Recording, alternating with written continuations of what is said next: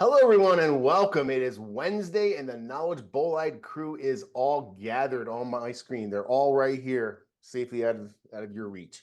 We are going to do another little bit of show and tell from Tucson. This is not going to be the Topher special that Sue just released on YouTube this morning. This is going to be crew driven. I have a few things of show and tell, and we also have some crew members that are going to show us some stuff. I'm going to focus on budget meteorites. So cheap meteorites that are beautiful, unique, and I got them in Tucson. So that's why I'm going to show them. I think I'm going to tap, I see Chris Sanders' light box is turned on. That's always a good sign. Chris, you have something for us today? So I'm not the first one to show a Bondoc nodule from Tucson. I think several of us got them, but this one is mine, and I love it. And yours has a little more of the silicate materials around the edges too. It does. This is actually an end cut. Ooh! Oh, wow! No wonder. Wow! Oh, nice. Very cool. Now, as it was described to us during the IMCA dinner, excuse me, during the IMCA dinner, we had Dr. Lawrence Garvey of ASU there, and ASU is the proprietor of Bondoc. So when it came from the Philippines, it went to the ASU, and it was in these crated boxes, and it was all wet material, and they did some type of, they didn't care for them, or they put some type of treatment on them, and all that's left now is the iron or the metal nodules, because when they open up the cases, and it was just literally crumbles of mesosiderite material on the ground, and then the nodules were still survived. So that was what we learned from Dr. Garvey. So Chris, back to you. Could you show this thing off a little bit more for us, please? Yeah, for sure. And I like to think of it, I just call it like metal confetti. Like that's what it looks like to me. And it's certainly unique looking. I have a lot of mesositerites, and they're one of my favorites, but this one's unique. Obviously, it's a lot more metal that's kind of visible and different colors. And anytime I can get an end cut of something versus just a slice, and it's reasonable, I'm going to try to do it just because I love, a lot of times I'll display these things, I'll bring them to people and I'll show it to them like this. And I'm like, oh, look at this boring looking rock. And then they flip it over and mind blown. You were talking about the plates of metal that we're seeing there, the crystals and grains of metals that we're seeing. To me, whenever I look at this one, it reminds me of like camouflage, and almost like there's the palisite, Haciel biode. It has the same looking shape to it, but it doesn't have the little pits in it and stuff. And it's funny you say that, because I was thinking about, when I saw this, I was like, it also reminded me of like digital camouflage, and I'm like, here's the next Space Force camouflage. And as the mother of two teenage boys, to me that looks like the Minecraft pixelations. So I've always secretly and quietly called that the Minecraft meteorite. I love that. My son, if I tell that to my son, he's going to think it's 10 times cooler than he already does. He's a big Minecraft. It is that cool. I have a couple more things that are a little bit less exciting, and one I had a question about. This one, Topher, will look familiar to you because you helped me get my hands on it. Oh yeah. Hamada Sel Hamra piece. I had a small one and I wanted an upgrade, and I wanted one with a lot of good crust, but with some of the white poking through. It's that contrast that I really like. Ooh, and flow lines. Big some good flow lines there. Nice. Topher was helping me find one of these, and I said, I want one that's kind of got these things, and he came through in spades like he often does, and found this guy, which is a nice handful of it, and a really cool one to show off and talk about with people, and show off a lot of meteorite features. This is the one that we were calling the bullet when we were looking at it. It shows those rugmoglyphs, shallow rugmoglyphs, all pointing towards the left-hand side for us right now. Yeah. Yeah, it's just a beautiful piece. That is a gorgeous stone. Good job of high grading, Topher. Yeah, thank you, man. It's fun spending other people's money on meteorites. Yeah. And I have one more thing I want to show, primarily because I have a question about it. This will also look familiar to Topher. It's Gebel Kamil. It's one of the clean ones. which I've not had an opportunity to have too many of these. I've got a few pieces now. And the question I have about it is this section right here, which, I mean, someone tell me if I'm wrong. I mean, this looks like something like ablated off of it. And it left this kind of like dimple, this sphere, kind of like a regmaglyph. I mean, is that correct? So that could be a shrapnel feature. When we look at, this one doesn't have particularly large grains in it like Socotoline, but the meteorite will tend to fracture along the grain boundaries. Mhm. And so that could have been, where an inclusion was or something. And, we know that for Gebel Kamil that there's shrapnel features as well as ablation features and the mix of both of those. What would y'all call it? Like, what would you use to describe this feature? Is there a name for it? Chris, the other thing that I was potentially thinking is it's where two pieces of shrapnel ran into each other, right? So you're going to have them hit each other and they're going to flatten and you're going to get that kind of squishing there, right? And if they don't bond and stick together, then they separate again and you get that flattened spot on the shrapnel. Is it Does that play possible- into the lip, Michael? That's what I'm kind of that's- thinking. Yeah, where I say that Okay. kind of lip and squish over is that Like it probably it's ran bent into over. something else and they deformed. Well, I'll and say so this you is flatten the faces out. this is not flat. It's like it's maybe hard to see. It's a bowl shape. Yeah. Right. No, I got you. When I'm saying flattened out, I mean it's not that typical ripped look Oh, that Gebel has for the sheared faces. You know what I'm Yeah. saying? So yeah, it hit something else. It wasn't totally plastic, but you deformed it, right? And so yeah, the harder parts of the other piece pushed it in more. It is a bowl. I got you on that. But to me, it looks like it's one piece hitting another. gotcha. That makes sense. That's interesting. That. And can you zoom in a tiny bit to on the like 4 o'clock? You see the thing coming out. Are there smear lines? Are there smear lines going all the way? No, on the top of it. Yeah, Oh, right yeah. there. Yeah, I tend to agree with it with an impactor with still some ablated flake going on. Yeah, to me that looks like an impact scar that maybe got its own little wind divot in there. Yeah, I agree. 'Cause it looks, there's some radiating lines down in the scoop part of it there too, which could be shrapnel lines or it could be ablative lines. But yeah, I think Michael's exactly right, and I think the lip really supports that idea. That makes sense. Very Okay. cool.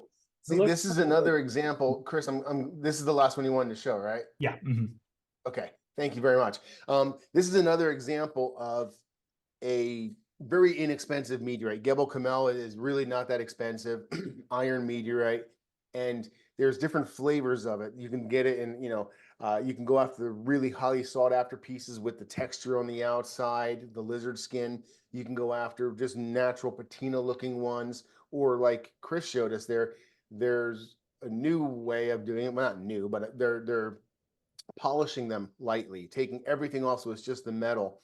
I'm actually working on a batch right now that I started step 1 last night. So I was very excited to see your piece because it gives me a little bit more gas in my tank to finish this project. So thanks, man. Appreciate it. Thanks. It's I'll also say it's really neat. These shrapnel pieces are they're really cool because it gives you a unique. I mean, a lot of the meteorites we look at, they're flat oriented or they're stone, and I mean these metal pieces, they have such unique shapes, and you see the shear lines, and like there's a lot of rollover lips and all these questions about what happened. It's a really violent process, obviously, and a lot of heat and force, and it gives you some I don't know, it kind of wows me a little bit in ways that a lot of other meteorites won't in the same way, and I don't know, it's really neat.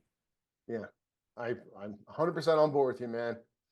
Sue, you have your hand up. What can we do for you? I wanted to revisit Bondoc. Pat was asking about what the little black dots were, and I looked it up in the Met Bull, but because this was, I don't remember if this was a witness fall or not, but it was 1956 when this was classified through Neininger. So there wasn't a huge write-up. I was looking at the composition, and and I don't know enough to know which one it's referring to the black dots, but it says that it contains metal nodules, sulfides, phosphate droplets, which based on what I read, those are usually micro droplets, and chromites. So, and then it says it has a silicate matrix of cumulate pyroxene with interstitial plagioclase, with class of pyroxenite and dunite. So you think maybe the black dots are chromites? Maybe Mike Kelly would know. My guess would be the chromites. Okay. Okay. Well, cool. I wanted to see if we could answer that question. So that's all.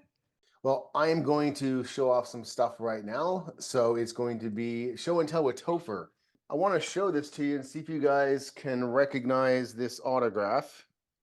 This was, I just mentioned the IMCA dinner, which is the International Meteorite Collectors Association. And I won a door prize while I was there. Does anyone know whose signature or autograph this is? Ooh, cool. I know, but won't tell. Okay. I actually, it does not say Jan Lowry. It does not. Does anyone have any guesses? There's a big clue right here, guys. It doesn't look like it, but that is Jim Lovell. Oh, I can barely see it. There we go. Super Jim cool. Lovell. Yeah. So this is something really super cool that I was really happy to get at the, but I couldn't believe I thought it was just a book at first. And then after I picked it and selected, I got back to my table and saw that. I was like, an autograph sticker. Now that just puts it over the top. So Wow. I thought that was really super cool on a nice commemorative book. I got to shake Jim Lovell's hand one time. Oh, very cool, man. It was Yeah. real neat. Yeah, I got to go to a talk that he did years ago in Spokane and got a book signed right in front of me, and that signature is exactly right. Nice. You That's know, good to know. It's kind of funny when you think of Jim Lovell for whatever reason. I don't know if anybody else does this. I imagine Tom Hanks. Does anyone know what this ugly thing could possibly be? Chikara 001? Some sort of melt breccia. Wow, we got one there. It's a Eucrite melt breccia, Huh. NWA 15923. Ah, Cool. I got these to cut on my saw. Wow. I got them to cut on my saw because look at that. You can tell there's going to be so much inside. So much Yes. brecciation is visible exterior. Some big crystals too, and little pockets of different stuff. Yeah, that's Yeah. it's showing really well, Topher. It's focusing really well. Yeah, I wish I could zoom in, but this will work for now. But yeah, you can see there's a lot of brecciation, and that's going to be beautiful, beautiful slices. And I have, I think, like 6 or 8 of these. That's the largest one, but this one actually has some crust on it, I think. Nice. Maybe not. But yeah, you can definitely see the brecciation and pebbles in there. It's going to be some nice slices. And again, I'm showing budget meteorites tonight. So by budget, I'm saying this is well under, when it was sliced, it's going to be under $5 a gram probably. But yeah, super interesting. Not a new Eucrite because we're in the 17,000s right now, but this is 15923. And yeah, I'm actually going to have a lot of fun trying to make these as beautiful as possible. Oh, Getty's off of work and joined us today from his house. Welcome to the show, sir. Thank you. Thank you. Nice to be here for the first time in quite some time. Well, Yeah, always on love to have video. But all right, so we're still doing Tucson acquisitions. This will look familiar. What do we have here? you. Same thing. I mean, I think Bondoc. this is the first time in a few years that the Bondoc nodules became really available. So I, of course, had to snag myself one. Yeah, good for you. They're so cool. They're really neat. It's just the way the light plays off of them, the little black speckles throughout them, just an absolute beautiful piece. Yeah. So That- we've already that talked actually- about. I'm sorry. That actually has those black spots we were talking about down there at 6 o'clock or 6:30. See some really big ones actually.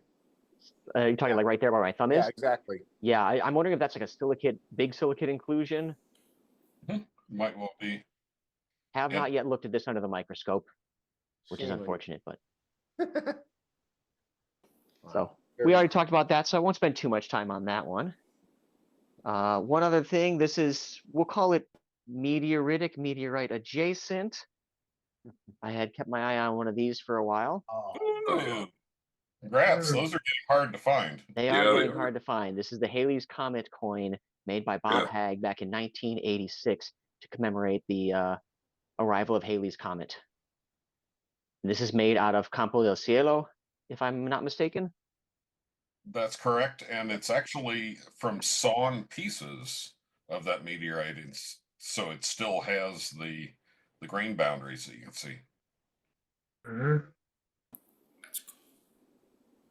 All right. During the live sale, another acquisition is Bir Lahlou, I believe it's pronounced, 001, an ungrouped achondrite.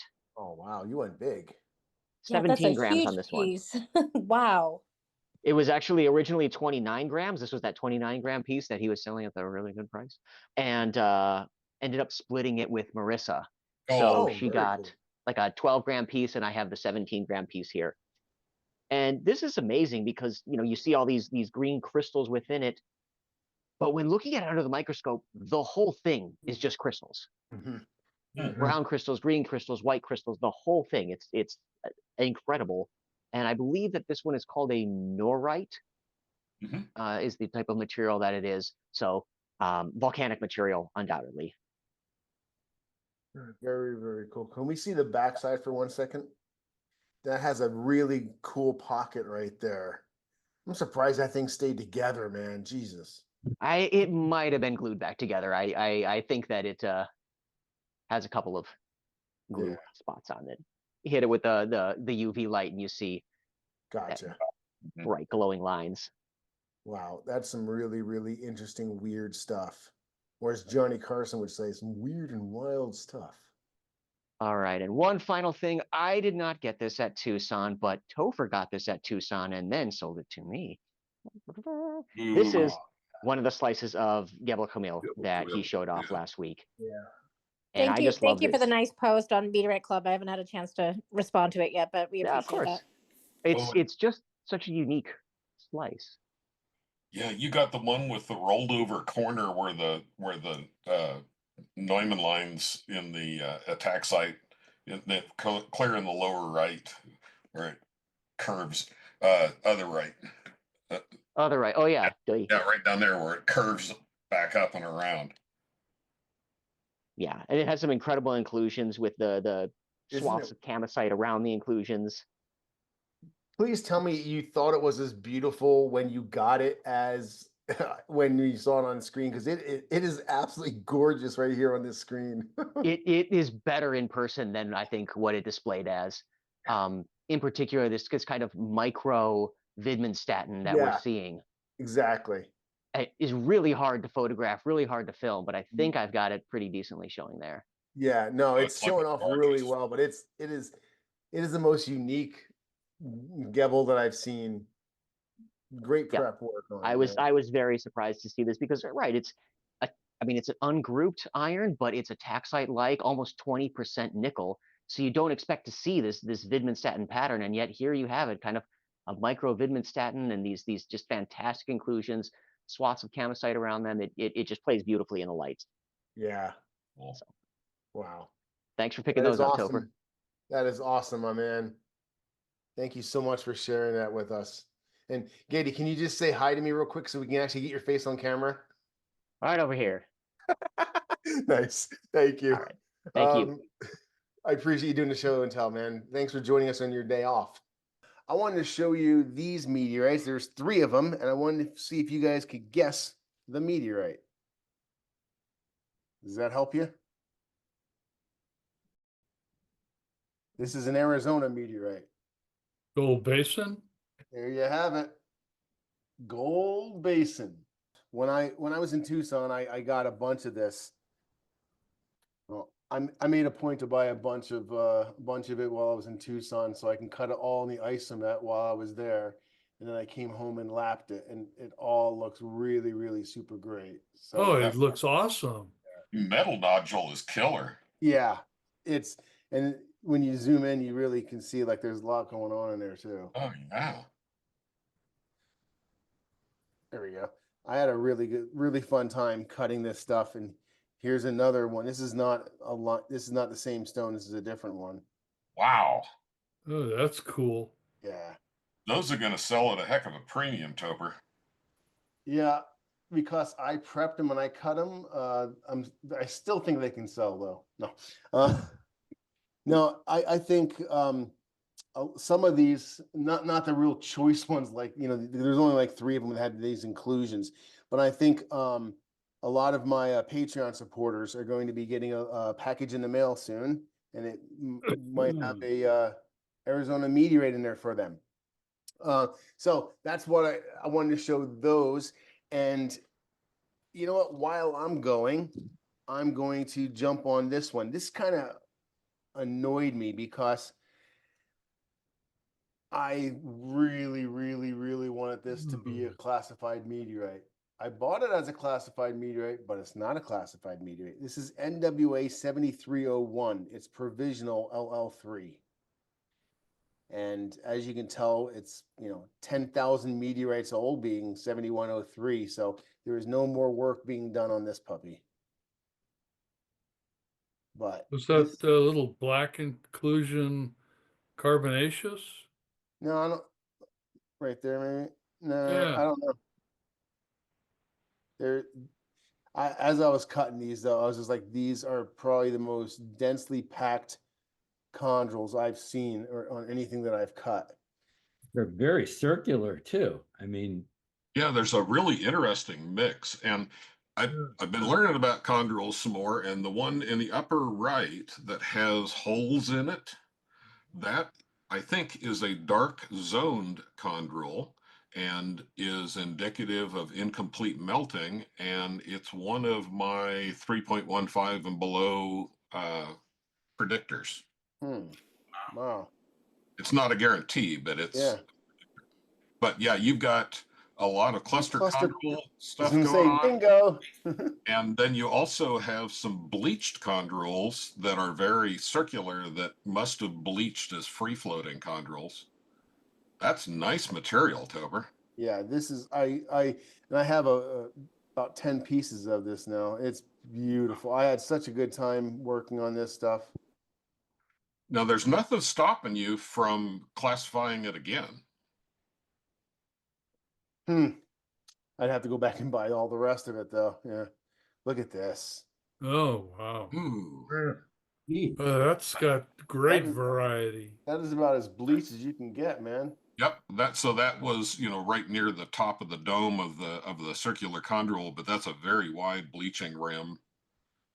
That stuff is probably worth classifying again, Topher. Really? That piece you just had, I really like that light chondrule in the middle there. Looked like it had radiating crystallization on it. Yeah, the bleach chondrules are almost always radiopyroxene. Yeah, Topher, this is a nice one. Yeah. Very, as Scott McGregor would say, this is very fun stuff. Yeah, I think you should seriously consider classifying that.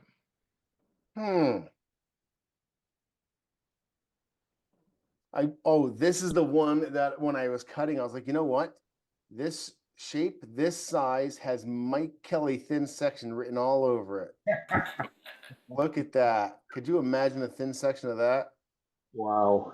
I actually cut this, not that you're signing up for it, Mike. Not that I'm all asking either, but like that was my thought when I saw this. I was like, you know what? I'm taking a thin section piece out. I don't know if it's ever going to make it a thin section, but look at that. Oh yeah. Yeah. All right. And again, this was a budget meteorite. So every once in a while you buy a budget meteorite and you get surprised. I knew it was going to be beautiful on the inside, but I had no idea it was going to be that beautiful. Talking about things that are beautiful, let's give Mike Kelly one more try. So I didn't make it to Tucson, but I picked up 3 things. So that's the first thing I grabbed was another piece of CI1. Nice. I had previously gotten a piece, but it totally became thin sections. So I wanted to have another specimen. So that's a good one. I thought maybe part of this might become thin sections, but I resisted the urge and held off. So that was kind of neat. And then I watched Topher helping to sell Turpan 003. Oh, That's obviously very reflective. Let me see if I can catch the angle out. There we go. there you go. So Beautiful. as you can tell from my internet, sometimes I get bad lag. I lost out on the auction piece, but I reached back out to Mark, and he had this beautiful natural edged 25-gram piece. Nice. So I went ahead and picked that up. I was saying I always love the natural edge, so I really like that. I don't like straight lines on my pallasites or my irons. So I Yeah, appreciate same that here. one. So I was very happy that he had a natural nice. edge piece. And the last thing I picked up was this. This was something that was posted about on Facebook that Mike Farmer happened to have at Tucson. And this is NWA 1934. And what's cool about this is this has a mineral in there that was never discovered before. It had been synthetically made, but hadn't been found in nature. And so 1934 NWA, it's a CV3, was the first time they actually found that mineral, crotite, in nature. Cool. So What that was is it a called? What small was it type called again? locality. And was that Topher? Crotite? Is that the name of the mineral? Yep, crotite. It is calcium Ca2Al4. I'm sorry, CaAl2O4. So calcium, aluminum, oxygen. Very simple composition, but it's theorized to be one of the first things that formed in the solar system, and it's found inside the CAIs within this meteorite. And so I picked up a little 2.3 gram, complete individual. So I didn't know what I was getting inside, with the intent of cutting it open, thin sectioning it, and hoping that I had CAIs in there, which it did have a nice little fluffy CAI in there. So that was fun. Yeah, the texture of the chondrules and stuff in that one are gorgeous. Yeah, it's it's got a lot of it is weathered, it's got some weather cracks running through there, but yeah, it makes the chondrules, which are mostly porphyritic olivine chondrules, it makes them pop really. Nice. But yeah, that's all I want to show, and yeah, it's great to be back. Thank you so much, man. Appreciate it. And I appreciate you always bringing the science to us. Nice, Mike. Yep. We have Marissa with her hand up. Marissa, how the hell are you today? Pretty good. Just gonna show what I bought from Tucson. Nice. More Bondoc. That's awesome. You caught all of the little microvivistatin pattern just perfectly all the way across. Oh yeah, it's just crazy beautiful. Man, that's a nice shot. Fantastic. It is really amazing. Like when like someone mentioned earlier, it's not around. It's not like you can just go down to your store and pick one of these off the shelf. If a nodule is found, that person may or may not get it cut. If he gets it cut, there may be 10 to 12 slices, and that's it. So when they're available, Marissa, you jump on them, right? Oh yeah. Like this is the smallest one they had. It was 31 grams, and even at that, I thought I would never get one that big. Boy, did I break my bank. Yeah, well, Tucson will do that to you. It's kind of weird how money just has a different feeling and different importance, and it's just as soon as you get to Tucson, the money is kind of a weird thing. And the last purchase I made was the CI1.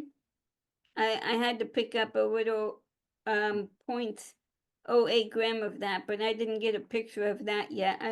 I did under the microscope, but I don't have that offhand at the moment. So I have a question for you. Thank you for participating. On your, I hate to ask this, but your place isn't on fire, or is it? Like there's smoke in the background. no. That's That's the humidifier. Okay, I'm just checking. You're safe. All right, good. Yes. All right, we need you next week as well, so just want to make sure. I am the last person on show and tell, I think, unless I'm forgetting anyone. If I'm forgetting you, wave at the camera. You have 3 seconds. I am the last person. Pat, would you highlight me for my last budget meteorite of the day? Yes, sir. And these are other ones that I knew I could cut and have some nice surprises on the inside, and they actually came out better than expected. Does anyone want to take a guess about this very popular, very affordable meteorite? NWA 869. You are correct, Mr. Oh. Dave. Thank you. So That's I Nice one. That's I gorgeous. That has a lot of the type 3 lithology in it. I had so much fun. Like I had so much fun cutting these and being surprised. Like this up here, there's a little band up here. You see, those are tiny, tiny little things. Like, yeah. So this one is cool. Here's another one that shows, I don't know if that's brecciation. I think that's brecciation, not water.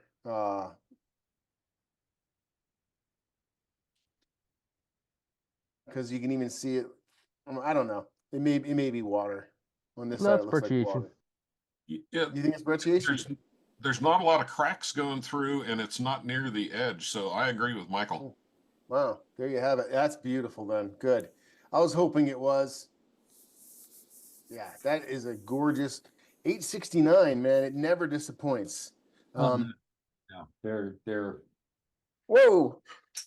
great. Well, that one survived. Nice. This is a recent fall from Northwest Africa. No. The other cool thing about 869 is that it is a regolith breccia. It is rich in the solar wind gases. Oh, I didn't know that. This one turned out to be a beautiful uncut. Wow. I don't think I've ever seen an ugly 869.